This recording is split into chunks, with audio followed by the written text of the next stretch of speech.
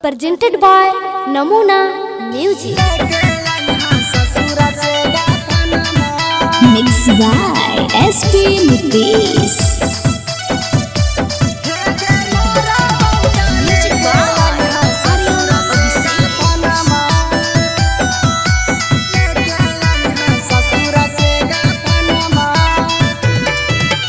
जब से बेनी छोड़ के हमारा लगा हवना मनवा, जब से बेनी छोड़ के हमारा लगा हवना मनवा। हे गे मारा बबता लेके अइहा ससुरा से काफनवा, हे गे मारा बबता लेके अइहा ससुरा से काफनवा।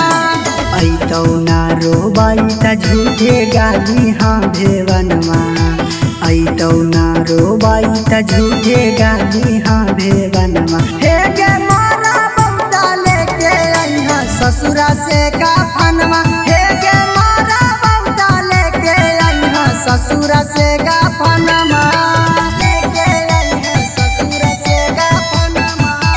Namuna Recording Studio, Rajgir.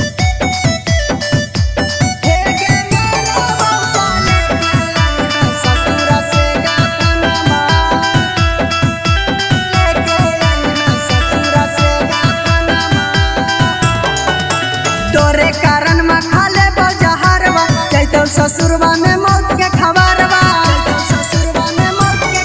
हगे तोरे कारण में खाले बजहरवा, जैतौ ससुरवा में मौत के खबरवा।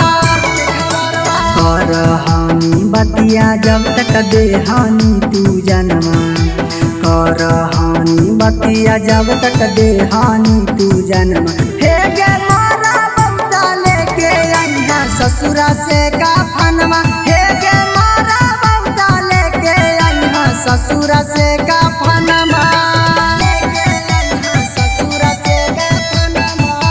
Namuna Recording Studio, Rajgir.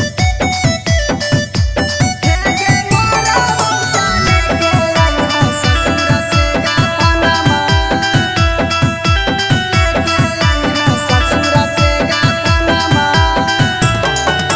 तोरा बिना नहीं लगा हो मनवा, सचे कहहिया दे देबो जनवा, सचे कहहिया दे देबो। हे गे तोरा बिना नहीं लगा हो मनवा, सचे कहहिया दे देबो जनवा, देबो जनवा। राजा रउना का बाते धुका हवना खनवा, रौशन बाबा दशरथ के धुका हवना खनवा।